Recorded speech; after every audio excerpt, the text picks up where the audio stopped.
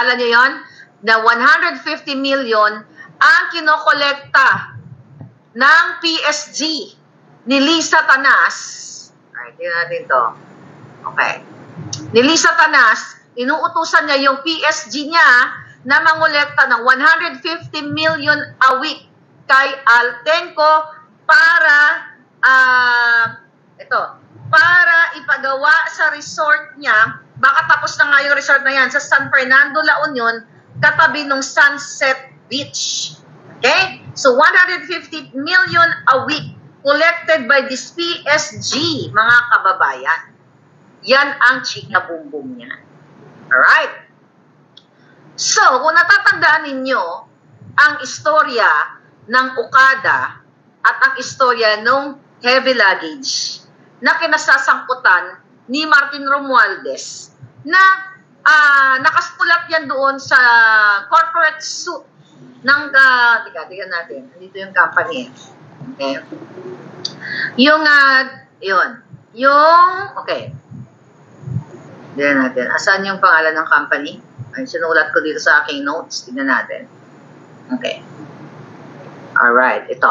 So, noong July 31, 2023, mga palangga, di ba? Nasangkot yung pangalan ni Tambaloslos Martin Romualdez sa isang kaso na bribery sa United States, dito sa Jamaica, sa Delaware Court. Remember that? Na kung saan, nakalagay doon sa corporate suit na yon na si Martin Romualdez, si Tambaloslos, ay nangialam sa family feud or family dispute or tug of war between the father and the son, Father Okada and the son Okada. Okay? Si Tomohiro Okada at saka si Kazuo Okada. Remember that? Na nagkaso ang, ito pangalan ng company. Okay? Corporate laws, corporate laws, okay. 26 Capital Acquisition Corporation at 26 Capital Holdings. Bakit ko to binalikan ang issue na ito? Kasi dito natin mapagtagdi-tagni na even though nung panahon na yun, hindi natin alam, hindi pa nagsasalita si Attorney Vic actually, ini-expose ko na to sa inyo. So, na-confirm lahat dito, mga kababayan. I mean, na-confirm halos lahat na in-expose natin.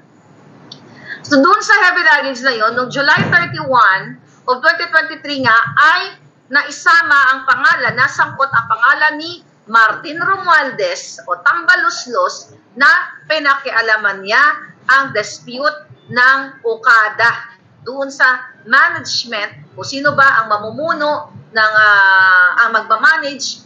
Yan ang napaka-mahaba yung kaso ng Okada, kung yung tatay ba o yung anak. Alright? So ngayon, mga kababayan, i-ano ko na dito, i-connect na natin dito. Dito, sa page 253, okay, ng book ni Attorney Vic, tignan nyo muna yan. Basahin nyo yan. Only for a year. Okay? Yung only for a year na yan. Yan po ay patungkol sa PAGCOR. Okay? Dahil, nagkwento ko yan sa inyo the other day. Dito sa libro ni Attorney Vic, na sinasabi niya, yung kanyang ordeal, kumbaga yung kanyang hell, para sa akin hell na naging buhay niya sa bangag na gobyerno ni Kuting, na yung PAGCOR, supposedly, ang i-appoint dyan yung Ram Antonio, which is yun ang gusto ni Marcos Jr. Okay? Pero, isang araw, isang pagkakataon, nakita ni Attorney Vic Rodriguez o naabutan niya sa loob ng opisina niya ni Marcos Jr. si Michelle Lazaro, okay? At si Tambaloslos na kung saan ay ipinakikiusap ni Tambaloslos at ni Michelle Lazaro na counsel ni Tomohiro Okada. So napag-connect, sabi ko sa inyo kapag binabasa ko ito, napag-connect natin. Ipinakiusap ni Tambaloslos at ni Michelle Lazaro na ang i-appoint na lang ay si Altenco. Si Altenco na nag-aakusa sa Duterte at kay Spokes Roque. Okay? Na siya na lang ang i-appoint. Alright? So ngayon, ang sabi nga ni Marcos Jr. dyan, sabi ni Attorney Vic Rodriguez, yan sa kay, yan na din sa book, boss, nakapangako ka na kay Ram Antonio. Alam na ni Ram Antonio, di ba? Na-i-announce na nga eh. I think, yeah. Nakapangako ka na yung pwesto na yan ay para kay Ram Antonio. But anyway, mga palangga, so during that one time na nakita ni Attorney Vic Rodriguez, etong Michelle Lazaro at si Tambaloslos, ay ipinakikiusap kay Marcos Jr. na i-appoint nga etong si Altenco sa PAGCOR. Kasama itong si Jay Santiago ng PPA. Pero hindi naman sila ka-importante dito. Si Altenco na lang ang pag-uusapan natin, mga kababayan, dahil siya yung nag-aakusa dito sa Duterte at kay sa kataas ng gabinete. So, ngayon, itong si Ram Antonio, ayaw nga ni Lisa Tanas doon na ma-appoint as PAGCOR chair. Kasi ang gusto ni Lisa ay si Altenco. So ngayon, ayun, sabi nga dito sa libro ni Attorney Vic, one late afternoon, ay pinatawag ni Bangag Jr. si Rodriguez sa kanyang opisina. At yun, nakita niya si Martin Romualdez at si Michelle Lazaro, na dating anak ng dating late justice na si Manuel Lolong Lazaro. I don't know, you know Lolong Chugi na yon. So, you know. Anyway, so ngayon mga kababayan, itong si Romualdez at si Lazaro ay hinihingi sa utos ni Lisa Tanas na ipwesto nga itong si Altenco as PAGCOR chair at itong Jun Sanyosa not si Antonio. Kaya sabi ni Attorney Vic, sir, nakapangako ka na dun eh. Diba, alam na nung tao, magtitake na nga ng oath, diba? Ngayon, mga kababayan, ang nangyari doon ay ipinilit. Okay? Ipinilit ni Lisa Tanas at doon sa kwarto na yon si Tambaloslos at saka si Michelle Lazaro. Okay? Na yung i-appoint ito ngang si Altenco. At nakikiusap na 1 year lang kasi may gagawin sila. Pero prior to that, ang sabi ni Attorney Vic, sabi niya, paano si Antonio? Kasi nangako ka na dun, boss eh. Diba? Ganon. So, ang sabi ni Kuting, may gagawin lang sila. 1 taon lang. Okay? Pero kanya pa rin, ibigay pa rin niya. Kanya pa rin yun after a year. Para daw kay Antonio, hindi naman nangyari, diba? I-appoint daw, pumayag si Marcos Jr. na i-appoint itong si Altenco, mga kababayan, at si Sanyosa, ng 1 taon lang kasi may gagawin sila. Okay? Tandaan nyo, si Michelle Lazaro, ayan na nga pala mga palangga, mamaya ilagay ko yung email ko dyan. Si Michelle Lazaro ay counsel ng ni Tomohiro Okada na kalaban mismo ni Mr. Okada dyan sa pag-manage ng Okada Hotel and Casino. So, balik tayo doon. Okay? Babalik tayo doon sa issue na nag-file ng case etong 26 Capital Holdings na kung saan doon sa kaso dito sa Delaware ay nakasulat doon sa corporate suit, okay? Sa legal paper, legal na reklamo na, hey, itong si Romualdez ay pinakialaman niya gamit ang pang-aabuso ng power ng Philippine government para paboran ang anak ni Mr. Kazuo Okada na si Tomohiro Okada sa management nitong Okada Okada Casino. So ano ang kapalit? So nakalagay doon sa kaso na binigyan nga si Martin Romualdez Tambaloslos ng heavy luggage na punong-puno ng, ang sabi doon sa dokumento, full of item. Ano yung item? Well, pwedeng gold bar, pwede rin polvoron, pwedeng pera. Okay? Hindi kasi nakasulat kung ano yung nakalagay sa luggage, full of item. Pwede rin puno-puno ng diamond, o pwede puno-puno ng polvoron, pero more on pera. Yun ang, based dun sa case, more on pera ang description ng full item na yon. Oh.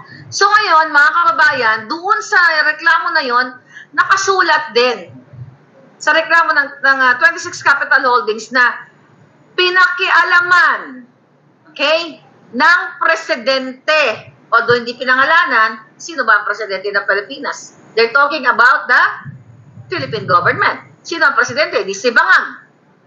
Okay? Doon sa kanilang complaint, kinareklamo nila na si Presidenteng Bangag at ang mga judges ng Supreme Court, mga kababayan, ay kinasabwat ni Martin Romualdez. Okay? Na nakialam sa dispute nitong Okada nga at tumanggap si Martin Romualdez ng suhol. Mga kababayan, suhol. At based dun sa suit na yon, ang nag-deliver ng suhol na yon ay yung director na si Hajime Tokada ng mother company o parent company sa Tokyo, Japan, which is yung Universal Entertainment Corporation. Okay? So, siya ang nakipag-meet up, si Hajime Tokada nakipag-meet up kay Tambaluslos. Ayon dun sa kaso. Si Tambaluslos nakipag-meet up para tanggapin ang heavy luggage. Okay? So, paano natin na-connect yung nasa libro ni Attorney Vic Rodriguez ng Kingmaker? So, ibig sabihin, mga kababayan, okay, si Tambaluslos at si Lisa Tanas, di ba sabi ko sa inyo, may picture ako niyan, na si Lisa nasa Okada, si Altenco, si Inigo, si Bibot Nolan, sino ba yung isa dito? Si Michelle Lazaro doon sa kanan. Ito yung pwesto. Ito si Lisa, si Michelle Lazaro, ito si Altenco. Kasi long table, sa harap si Bibot Nolan. O, di ba? Kahit napaulit-ulit ko to, kabisado ko yung, yung setup, yung sitting arrangement nila. Si Inigo, at ito si Bibot Nolan. Okay? So ngayon, ano ang relevance dito sa pasabog ni Attorney Vic Rodriguez? Nakiusap, wala tayong kaalam-alam. Bago pa mag-assume si Marcos Jr., nakiusap si Lisa sa utos ni Lisa Tanas, si Tambaluslos at si Michelle Lazaro na counsel nitong ni San Okada o Tomohiro Okada, mga kapapalangga, na may aayusin lang sila. Kung natatandaan ninyo, okay, noong May 31 of 2022, tinake over ni Kazuo Okada at nila Tony Boy Cuanco at nila Dindo Espeleta, yung team nila, mga palangga, tinake over nila ang pamumuno ng Okada sa bisa ng status quo anti-order. Na kung saan, kasi ang haba ng kaso ng mga yan eh. Back in 2017, di ba, napatalsik si Mr. Okada dahil sa mga aligasyon sa kanya. Doon later on, na-clear siya after 2017, 2018, 19, 2021, 2022, nag-issue ang Supreme Court ng status quo anti-order na ibalik na ang pamumuno o pagmamanage, ang chairmanship sa kanya ng Okada Manila kasama yung kanyang mga board members. Okay, chairman of the board. That was, tignan nyo yung timeline. May 31 po nangyari yung takeover na yon, di ba? Big news yun. Nasa Pilipinas ako noon. Pero I just don't, hindi ako masyado, bisibisihan ako, so hindi ako masyado na-engage dun sa issue na yon. So, May 31 of 2022. So, question.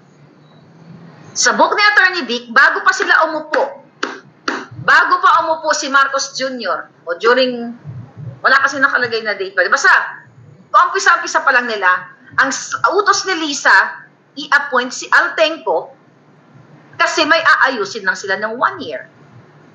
True enough. Pinali nila yon yung utos ng Supreme Court sa pamamagitan ng pag-issue ni Boying Remulla, DOJ, at ni Altenco ng PAGCOR ng resolution. Okay, written opinion yon, mga kababayan, na iwala daw visa itong status quo anti-order na yon. Kumbaga, dapat ang opinion ng PAGCOR at ng DOJ ay ibalik dun sa dati, which is yung team ng anak, Tomohiro Okada, at yung counsel niya na sila, Michelle Lazaro. So you connect the dots kung bakit nakiusap o bakit pinupush ni Lisa Tanas, ni Tambaloslos, si Altenco. Kaya kung meron dito dapat imbestigahan sa PAGCOR, kung di yan si Altenco, si Lisa, at saka si Tambaloslos. Dahil sabi ko nga, yung letratong hawak ko na hindi ko nga pwede pakita sa inyo, baka gurgurin yung nandoon. Nandoon pa kasi sa Okada yun eh. Ito, baka patay nila. Baka gurgurin nila yung ang taong nandoon. Hindi naman yung puting ahas natin. Okay? Pero baka madama yun. So, eto po yung gobyerno. Ito po yung bangag na, bangag na gobyernong ito. So, nakalagay yan sa international media. I mean, naiulat yan at parang dinedbad nga ng mainstream media yun, di ba? Na-mention itong mga usapan na ito na si Martin Romualdez ay tumanggap ng heavy luggage at nakialam doon sa kanilang top secret email. Di ba? Kasi yung mga corporate, mga board members, mga chairman, syempre mga confidential chuchu yan, di ba? Nakalagay pa doon, mga palangga, sa reklamo nila sa Delaware Court na si Martin Romualdez si Tambaloslos ay inimpluwensyahan nga yung mga Supreme Court justices. Di ba sinabi ko sa inyo yan, tinakot ni Tambaloslos, ayon sa ating informante, ayon sa puting ahas, na kailangan pumabor, okay, sa kanyang kagustuhan ang desisyon ng Korte Suprema na ibigay ang pamumuno o pamamahala sa Okada. Ayan nakalagay dito sa report sa corporate suit nila sa Delaware. At yun ay isinasalaysay through doon sa email. Okay, top secret email na yun, mga kababayan. So talagang hegemonyo itong gobyernong ito. Diba? Mina ni obra nila, mga palangga, ang mga desisyon ng korte sa pamamagitan ng pag-abuso ng kapangyarihan katulad ni Altenco, mga palangga. Diba? So, sino ang sindikato? E di ang gobyerno ninyong bangag. Diba? Dahil kinausap ang Supreme Court. Binanggit si bangag na inimpluwensyahan. Nakalagay sa book ni Attorney Vic Rodriguez na pumayag si Marcos Jr. na i-acquit si Altenco kasi may gagawin lang sila for a year. Diba? Dahil doon sa email, nakasulat dito sa email nila, sa report nila, na 3 days ba nagstay itong pangalan nito? Itong, sino pangalan nito na-deliver ng pera? Okay? Okay, yung Sato Nabuki, okay, from Japan, siya yung nag-deliver ng heavy luggage papunta kay Tambaloslos. Okay? Yun yung bribe, mga palangga.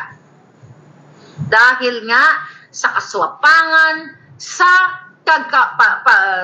wala non-stop na pangangamkam ng jutang ginimis na gobyernong ito, pati yung mga foreign investors ay atras talaga sa Pilipinas. Kung ang katulad ng inyong speaker, Tambaloslos, ang inyong presidenteng bangag ay pinakikialaman ang mga negosyante na magnenegosyo, magbibigay ng mga opportunities sa Pilipino. Mag-create ng jobs. Pero ginigipit nila dahil sa kanilang vested interest, mga kababayan. Ganon kawalang hiya ang gobyerno ninyo. Imagine ninyo, from the Supreme Court, April 22 decision, May 31, inassume ni Mr. Okada, the father, binali nila yun pag upo nila. Binaliktad nila ang batas. Gamit ang kapangyarihan na makamandag na nakamamatay sa bawat Pilipino, ang kamandag ni Bangag at ni Lisa Tanas na venom na papasok sa bawat cells ng inyong mga next generation, ng inyong mga anak. See that? Kung gaano kawalan niya. By the way, nasaan na si Remulla ngayon? Buhay pa ba siya? Okay?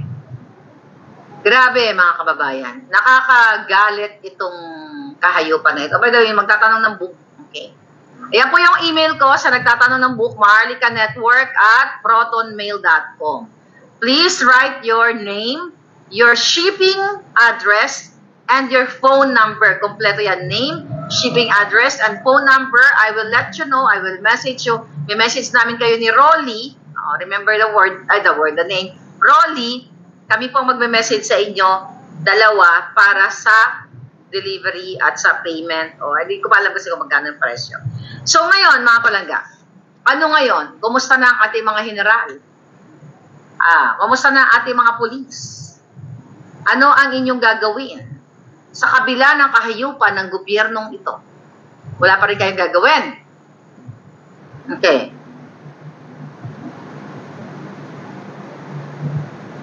Okay. Dahil mafia. Okay. Sabi ni Selma Ang, dahil mafia ang government, ito hawak ang lahat ng illegal for their vested interest. Alam na natin yan, mga palangga. Tignan mo to, ay bago na naman. Ito, bago to. Grabe, Hindi binigay ng DSWD Davao City budget, kaya kawawa ang mga pasyente, indigenous people, seniors, PWD. Yun yung sinasabi ko sa inyo, mga kababayan. Okay? So, nung pangunahon ni Duterte, kahit yung gambling na yan, pogo na yan, may pakinabang ang taong bayan dyan. Kasi ako mismo ang dami kong nirefer dyan. Sa DSWD, sa PCSO, hindi lang maliliit na tulong. During pandemic, truck, hindi naman, van, ang dinideliver ng opisina ni Senator Bongo. In fairness, kahit binuboltsa ko yun si Bongo, pag may hindi ako gusto, bakit? Hindi natin pwede, porket nagbigay ng inassist, hindi naman niya pera yon, di ba? I'm just saying, na nung panahon ni Duterte, madali lang po lumapit sa mga kabinete nila. Ngayon ako, bakit ako buwisit sa jutang ginimis na bangag na ito? Hunyo pa lang, wala pa, hindi pa nga sila nag-assume. Mayo pa lang, inilapit ko na yung mga taong nangangailangan ng tulong, walang ibinigay. So the FUCK, na itong si Altenco, nasasabihin, ito ang mga sangkot dito sa Pogo, ganyan, nakikinabang, ay isang mataas na opisyal ni Duterte. Ikaw, Altenco. Kasi ayon sa aking source, nagbibigay ka ng 150 million kada linggo, baka ngayon hindi lang 150 million. Dito sa PSG na ito, na inuutusan ni Lisa para mangolekta. Hindi ba dapat imbestigahan ka rin? Kaya nga ito, mga buhaka ng inang senador na ito, mga kongresista ito, mga hinayupak na ito, pinipili lang nila kung sino ang gusto nilang atakihin. Pero yan si Altenco, nakasabwat ni Lisa Tanas sa lahat ng kalentsyahan nila, ayaw nilang imbestigahan. Gusto nila ay manira-manira, magbabato lang ng mga kasinungalingan. Kasi pagtakpan nila ang pangangamkam ni Lisa. Altenco, bakit hindi mo pa imbestigahan? Kayo, ito Senado, Kongreso. Okay? Na yang may-ari ng nahuli ninyo, okay, dyan sa Porac, Pampanga, nagbigay ng milyones kay Lisa Tanas. 100 something ba yun? Nabanggit ko yun na nakaraan. I forgot the number. 600 ba? Anyway, multi-million na lang para safe tayo. Ikaw, senador, ikaw, kongresista, ikaw, tangina, Altenco, si Lisa Tanas at si Bangag Jr. ay tumanggap ng multi-million piso during the campaign period na inilagay doon sa finance room, doon sa HQ, which is nakalagay din dito sa book ni Attorney Vic Rodriguez. Yung finance room na yon, pero wala akong sinabi sa inyo noon. Itong nakasulat dito sa libro. Bakit hindi nyo pa imbestigahan? Ikaw, Altenco, pa imbestigahan mo yung sarili mo. O kaya maggurgur na lang kayo, makinayupa kayo, kasi kayo ay mga sinungaling, mga salot sa lipon, wala kayong kabusugan. Kaya bilang na ang araw ninyo, gugurgurin kayo ng taong bayan. Kaya mga palangga, walang mag-i-interest na mamuhunan sa Pilipinas dahil the moment na uupo pa lang, hindi upo, papasok pa lang si negosyante, si foreign investor, ihingi na kagad ng bribe ang mga putang ina. Diba? Ang mga jutang genimes. Hihingi na kagad si Lisa. So, sino ang mamumunan? Nasaan yung mga sinasabing pledges ni Marcos Jr.? Di ba wala silang maiulat sa inyo? Saan? For 2 years, na gumastos ng multi-billion pesos. Kayo ang gumastos. Saan ang foreign investors? At nasaan ang report ni Marcos Jr. kung magkano ang ginastos niya for 2 years na pag-iikot kasama ang kabit, mga kabit nila, mga jotahan nila, at kasama pa ang pulburon na sisingutin nila sa pag-around the world nila. Ano to? Sabi ni Mr. Raida, 19th Station Commander sa Davao City tinanggal. Current yan, Palangga. Thank you for that, pero hindi ko pa nabasa. Okay, sabi ni Baby, thank you for that info. Mamba, tignan ko. Kawawa talagang mamamayang Pilipino.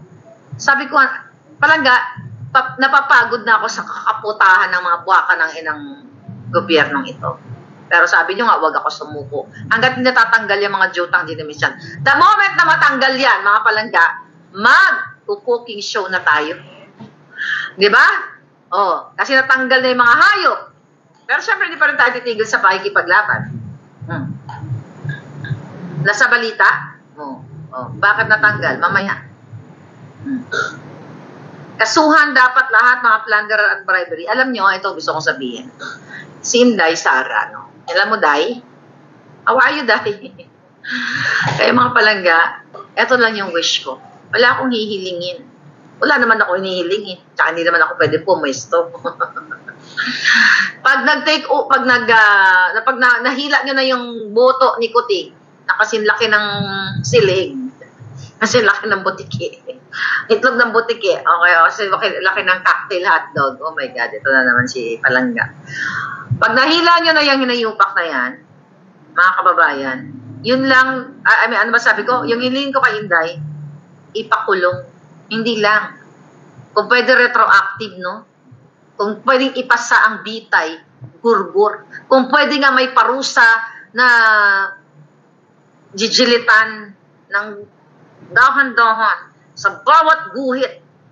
Guhit ng kipay ni Lisa sa bilyon na ninakaw mo. Panibagong guhit, pigaan ng kalamansi.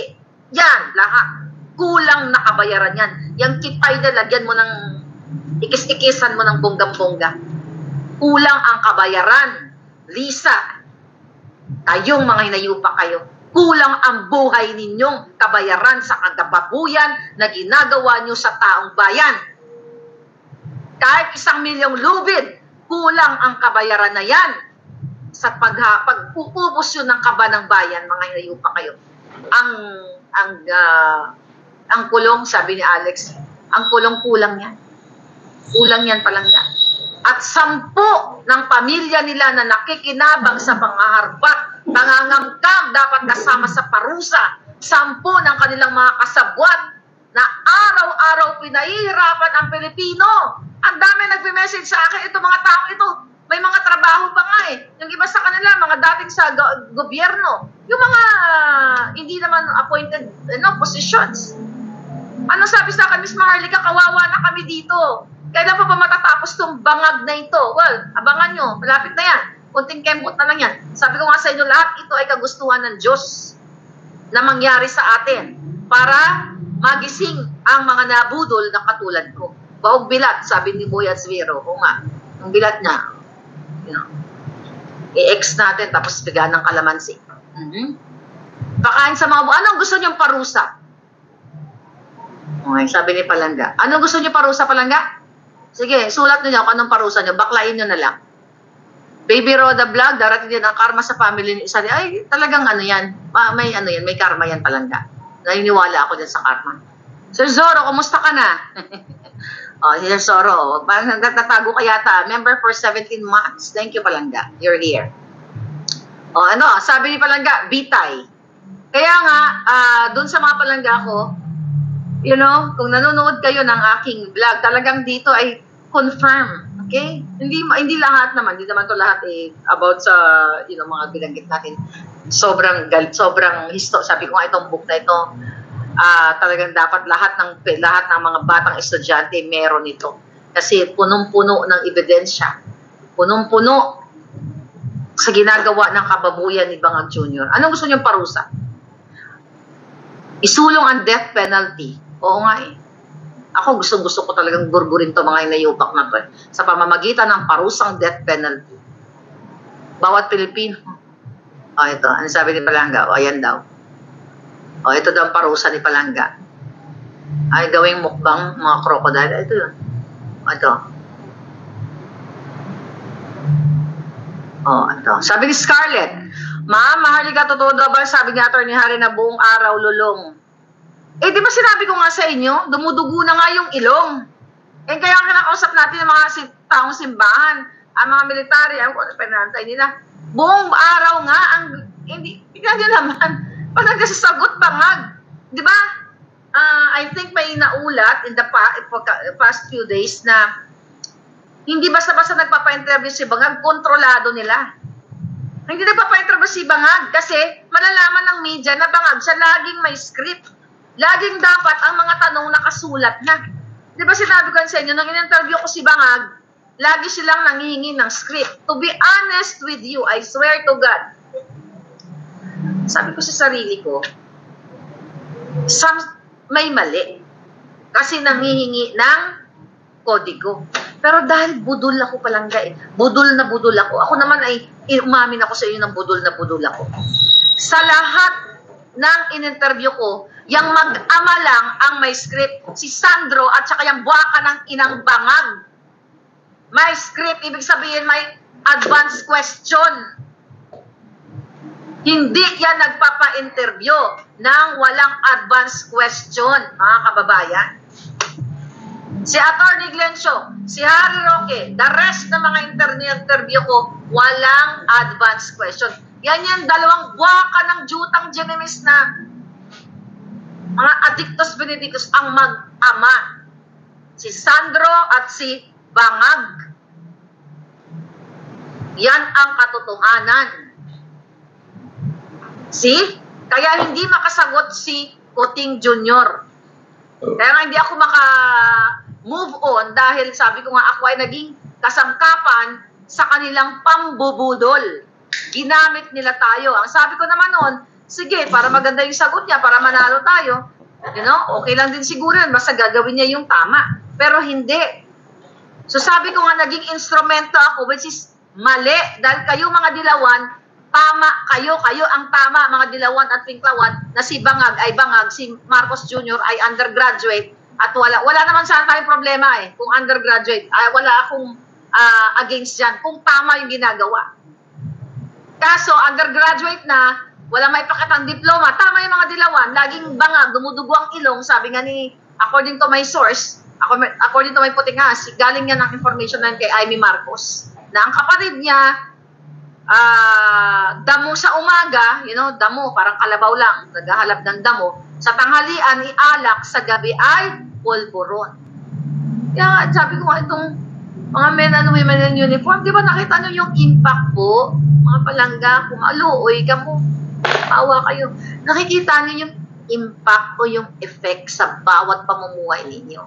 Recently, merong beauty queen sa Pampanga, magjowa, di ba? Na-scan ko lang. Pinatay. Araw-araw may ginugurgur. Araw-araw may dinudukot. Tumawag yung friend ko. Kahapon. Marley ka, bakit? Sabi niya, napakabait nitong kaibigan ko. Hindi ni Marley ka. Sabi niya, Palangga, sabi niya, Claire, bakit laging araw-araw sa balita, may mga dinudukot na mga teenager, mga bata. Sabi pa niya, ano ba yon? Sabi niya, dinudukot ba nila yung kidney ng mga taong ito? Napaisip ako, posible. Sabi ko, baka kinakain dinudukot ni Lisa yung mga kidney, baka binibenta niya sa, you know, mga nangangailangan ng kidney kasi multimillion ang halaga niya. Tama ba? Tama ba yung kaibigan ko? Kasi hindi ako masyado nag-check ng mga kabudjotang balita ng mainstream media. Nagre-relay ako sa ating mga puting ahas at sa mga update ninyo. Sa inyo lang ako nakikinig actually. Then check ko pag may sinisend kayo, tignan ko nga to, diba, binavalidate natin. So, araw-araw may mga nawawalang mga tao.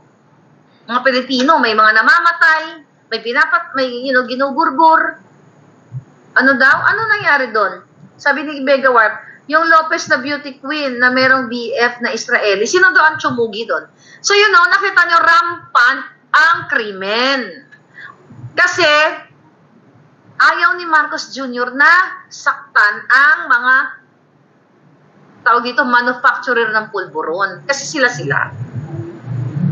Walang ginagawa, nakita niyo, walang will to solve yung problema ng ating bayan. Wala talaga, kaya maluoy na lang talaga kayo. Sabi ni Galaxy, police daw ang involved. See that? Kamatis, sabi ni Phantom Gaming, 200 pesos na. Ano sana tayo pupulutin yan?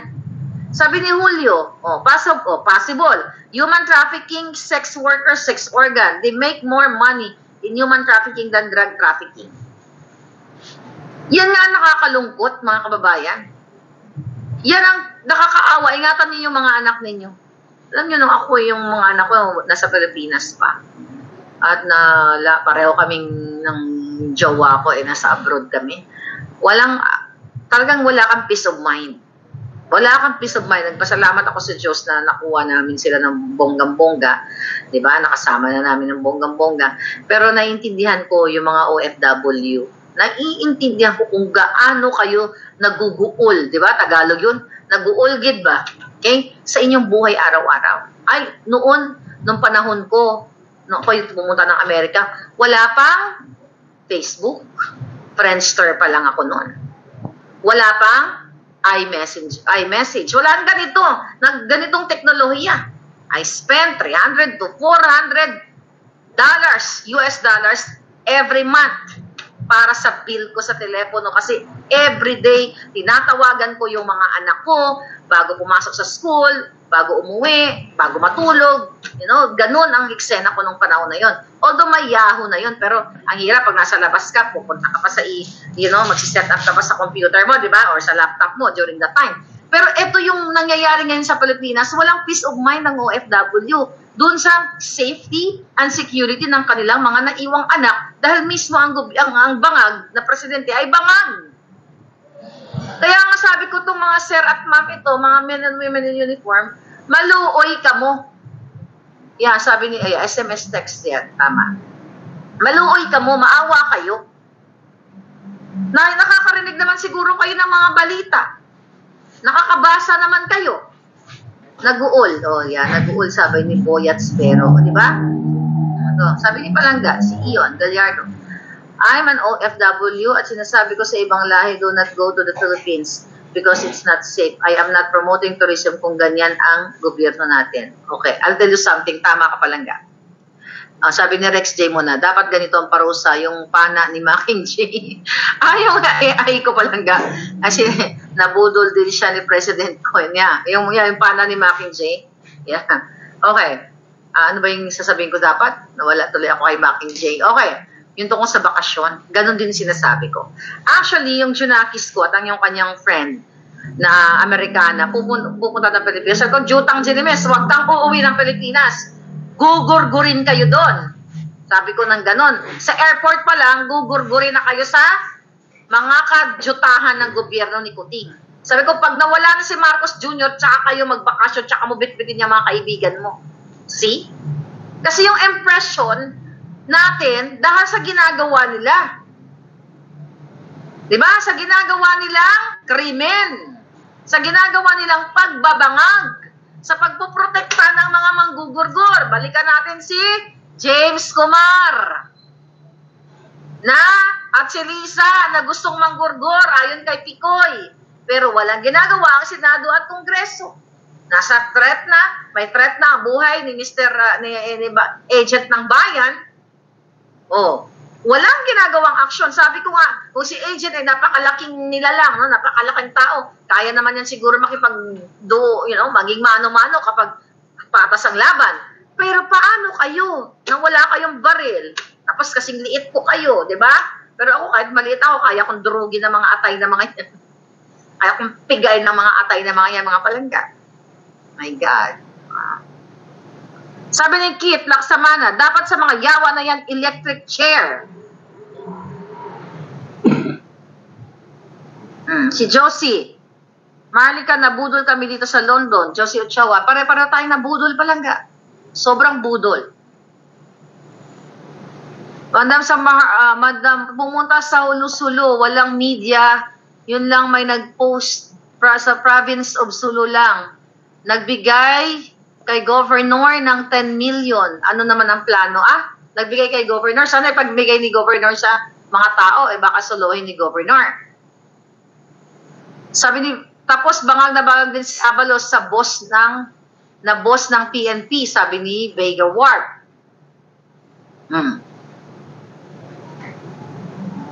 Sa Ukraine daw po, nagbibenta ng mga kabataan sa Europe at sobrang mahal ang benta ng mga organ. Oh my God. Tapos si Zelensky, bagong dating ng Pinas, di kaya sila may sangkot?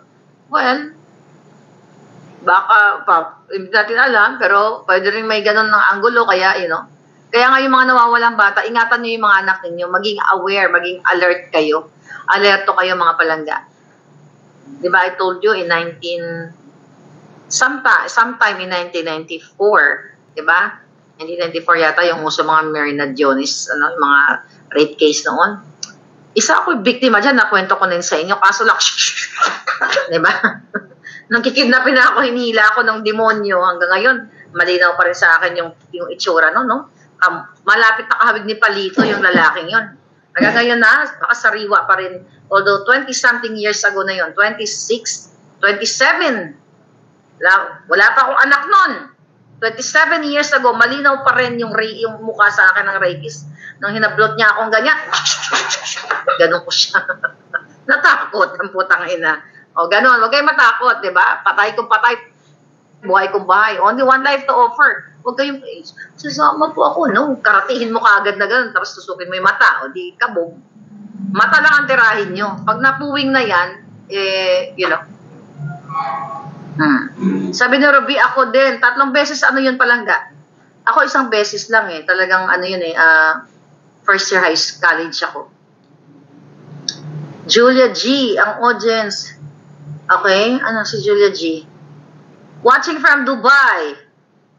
Si Amy Bell. Sabi ni palangga, sabi ni Josie. May singit ko lang, kahit yung best vlogger nila na si Taning, walang-wala ng credibility, ilang days na wala pang 300 ang likes about sa stint niya PTV4, o diba? Alam nyo kasi, ganito yan mga kababayan. Kayo, sabi ko nga matatalino pa nga kayo sa akin. Okay? Alam ninyo kapag ang tao ay mangluloko, alam ninyo ang tao ay sindikato. Imagine mo, ang mga dating patay gutom. I'm sorry, no? Naging wala rin naman akong pagkain nung mga panahon nung kabataan ko, may mga moment na ganun. But what I'm trying to say, yung mga patay gutom na nanglilimus, nangingikil, nang bubudol, nangi-scam. Tapos ngayon ay nakakapag-aral na sa bansa sa ngalan ng taxpayers, sa ibang bansa, gamit ang taxpayers' money. So you guys are smart. Hindi ko kayo kailangang sabihin. Hindi natin kailangan manira ng tao dahil mismo sila ay sirang-sira. Meron ba akong sinasabi sa inyo dito na si ganito, si ganyan, ganun-ganon? Di ba kayo ang nag-feed sa akin ng information katulad ni Palangga? Saan ka makakakita ng dating nanghihingi, ng lilimos, ng duloko sa pabarya-barya? Extremely rich na daw. Saan galing ang pera? Di sa pera ninyo. Ano gagawin natin? Di hilain nyo yung buto ni Kuting nang matapos na.